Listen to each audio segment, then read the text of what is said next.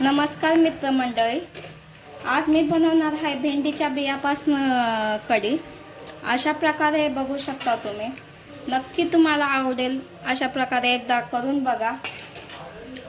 झाडाचे फ्रेश भेंडी,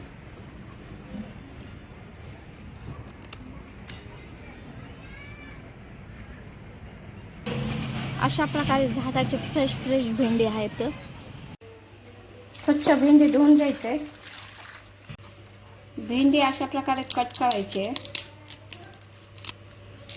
कट करून ह्या भेंडी मधले बिया काढून घ्यायचे। तर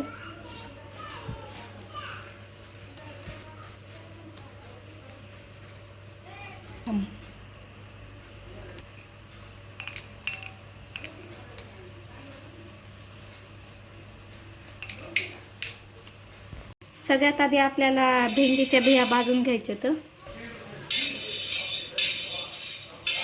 अशा प्रकारे भाजून घ्यायचे। त्यानंतर मिरची आणि लसूण भाजून घ्यायचे।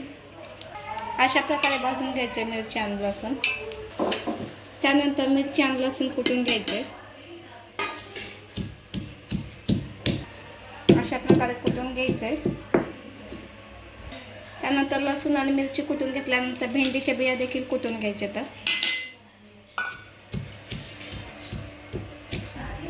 अशा प्रकारे कुटून घ्यायचे। कढई गरम झाल्यानंतर तेल टाकायचे। त्यानंतर मोहरी, त्यानंतर जिरा, नंतर मिरची आणि लसूण कुटलेला आहे ती टाकायचे। त्यानंतर जे भेंडी आहेत कुटून घेतलेले भेंडीचे बिया ती टाकायचे। तर मिक्स करून घ्यायचे। त्यानंतर थोडं पाणी टाकायचे। त्यानंतर चवीनुसार मीठ टाकायचे।